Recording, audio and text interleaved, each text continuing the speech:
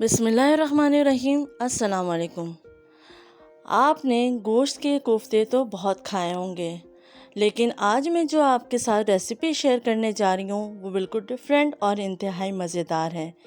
इस महंगाई में आप गोश्त को छोड़कर चने की दाल के भी कोफ्ते बना सकते हैं, जो कि बेहद मज़ेदार बनते हैं। तो इस रेसिपी से आप कोफ्तों को बनाइए। रेसिपी स्टार्ट करने से पहले अगर आप मेरे चैनल पर नए हैं तो प्लीज़ सब्सक्राइब कर लीजिए, साथ बेल आइकन दबा दीजिए ताकि मेरी आने वाली वीडियो की नोटिफिकेशन आप तक पहुंच सके। रेसिपी स्टार्ट करते हैं। तो 1 कप चने की दाल को मैंने 5 से 6 घंटे के लिए भिगो दिया था। तो इसको भिगे हुए 5 से 6 घंटे गुजर चुके हैं। तो अब हम इस पानी को फेंक देंगे और अब हम चने की दाल को चॉपर में डाल के पीस लेंगे। साथ ही हम ऐड करेंगे 1 प्याज स्लाइस किया हुआ और 1 अदद हरी मिर्च बारीक कटी हुई। अब हम इसको अच्छे से पीस लेंगे। पानी ऐड करने की ज़रूरत नहीं है क्योंकि दाल पहले ही सॉफ्ट हो चुकी है, तो आराम से पिस जाएगी। अच्छे से पीस लिया है। अब मैं इसको निकाल रही हूँ एक बाउल में। दाल को अच्छे से आपने पीस लेना है। आप चाहें तो इसको इमाम दस्ते में भी पीस सकते हैं। अब हम इसमें ऐड करेंगे 1 अदद प्याज। प्याज को मैंने कद्दूकश कर लिया था। अब इसका पानी निचोड़ के मैं ऐड करूंगी। तो प्याज के पानी को अच्छे तरीके से हाथों की मदद से निचोड़ लीजिए और फिर प्याज को ऐड करना है।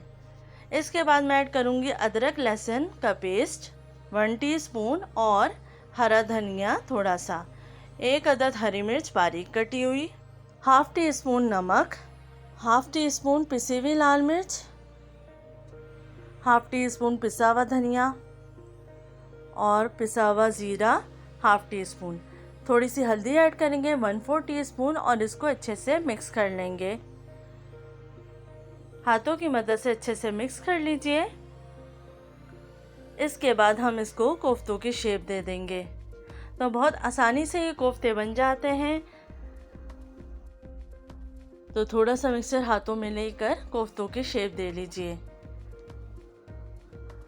बहुत मज़ेदार से ये डिफरेंट से कोफ्ते तैयार होते हैं। इस रेसिपी से आप ज़रूर ट्राई कीजिए। जब आप एक दफ़ा इसको बनाएंगे तो बार बार बनाने का दिल चाहेगा। बहुत आराम से ये कोफ्तों की शेप बन जाती है। तमाम कोफ्ते मैंने तैयार कर लिए हैं। अब तेल को मैंने पहले से ही गरम कर लिया था। इस बात का आपको ध्यान रखना है कि तेल पहले से ही गरम हो। गरम तेल में आपको ये कोफ्ते डालने हैं, डीप फ्राई नहीं करना है। मैंने इतना तेल डाला है कि इसमें कोफ्ते पूरे डिप नहीं हुए हैं। फिर हम इसको मीडियम लो फ्लेम पे फ्राई करेंगे ताकि अच्छे से अंदर से पक जाए। जब एक साइड से पक जाएगा, ब्राउन हो जाएगा, तो आपको टर्न करके दूसरी साइड से ब्राउन करना है। कुछ बातों का आपको ध्यान रखना है कि जब आप कोफ्ते डालेंगे तो तेल पहले से मीडियम गरम होना चाहिए। फिर दूसरी बात का आपको ये ख्याल रखना है कि जब तक एक साइड से पक नहीं जाए आप कोफ्तों को नहीं हिलाएंगे, वरना कोफ्ते टूटने का डर है। अब यहाँ पे कोफ्ते दोनों साइड से मीडियम लो फ्लेम पे पक चुके हैं। मैं इनको निकाल रही हूँ। इस बात का ध्यान रखना है कि कोफ्ते कच्चे ना रह जाएं। अब एक पैन ले लिया है। इसमें मैंने डाल दिया है आधा कप तेल और मैं इसमें ऐड कर रही हूँ 2 अदद प्याज, जिसको मैंने स्लाइस कर लिया था। प्याज को हम फ्राई कर लेंगे। थोड़ी देर फ्राई करने के बाद हम इसमें ऐड करेंगे अदरक लहसुन का पेस्ट। तो 1 टीस्पून अदरक लहसुन का पेस्ट ऐड किया है। अब इन दोनों चीज़ों को अच्छे से फ्राई कर लेंगे। जब प्याज ब्राउन होना शुरू हो जाएगी तो फिर हम मज़ीद इसमें मसाले ऐड करेंगे। मीडियम फ्लेम पर आपको प्याज को फ्राई करना है। प्याज को हमें ज़्यादा कलर नहीं देना है।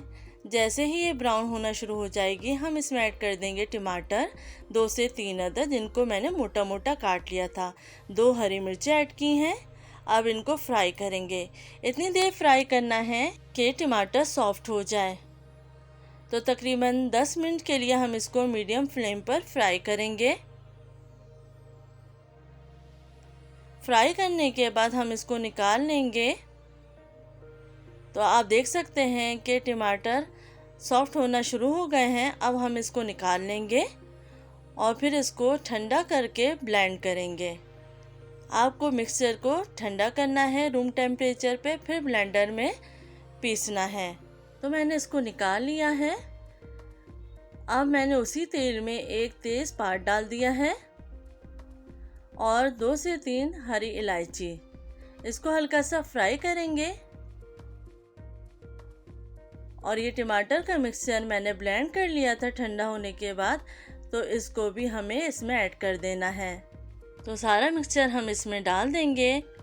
फिर उसी ब्लेंडर में मैंने थोड़ा सा पानी ऐड करके और डाल दिया है। अब हम इसमें ऐड करेंगे कुछ मसाले। तो 1 टीस्पून नमक ऐड किया है, हाफ टी स्पून पिसी हुई लाल मिर्च, 1 टीस्पून पिसा हुआ धनिया और 1/4 टीस्पून हल्दी ऐड करेंगे। अब इसको अच्छे से मिक्स करने के बाद भून लेंगे। इतना भूनना है कि तेल अलग हो जाए।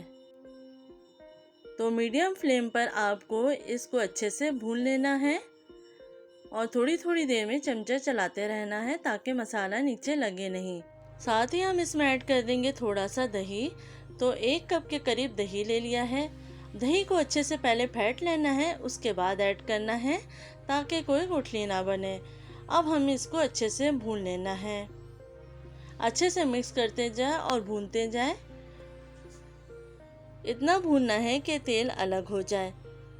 अब आप देख सकते हैं कि मसाला अच्छे से भुन चुका है, तेल अलग होने लगा है। तो हम इसमें ऐड कर देंगे फ्राइड कोफ्ते। आप देख सकते हैं कि कोफ्ते कितने परफेक्ट बने हैं। जब हमने इसको फ्राई किया था ये तब भी नहीं टूटे थे। थोड़ा सा भुनाई के बाद अब मैं इसमें ऐड कर दूंगी तकरीबन 1 कप के करीब पानी। अब हम इसको कवर कर देंगे और लो फ्लेम पे इसको पकने रख देंगे तकरीबन 20 से 25 मिनट के लिए, ताकि अच्छे से कोफ्ते भी पक जाएं और नरम हो जाएं। तो तकरीबन आधे घंटे बाद ये कोफ्ते तैयार हो चुके हैं। बहुत अच्छी सी खुशबू आ रही है और बहुत परफेक्ट ये कोफ्ते बने हैं। अब आपको इस स्टेज पे जितनी ग्रेवी रखनी हो आप उतना पानी ऐड करके इसको 5 मिनट के लिए पका लें। लास्ट में हम डालेंगे गरम मसाला पिसा हुआ और थोड़ा सा हरा धनिया और इसको 5 मिनट के लिए दम पर रख देंगे।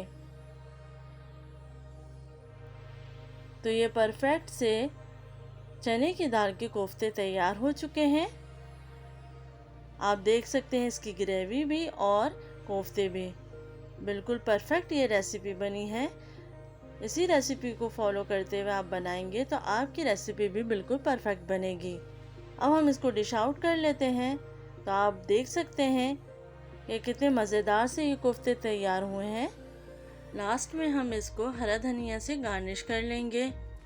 मैं आपको ये कोफ्ते प्लेट में भी डिश आउट करके दिखाती हूँ ताकि आपको पता चल सके कि कितने परफेक्ट ये कोफ्ते बने हैं। उम्मीद है आपको रेसिपी पसंद आएगी। अल्लाह हाफ़िज़।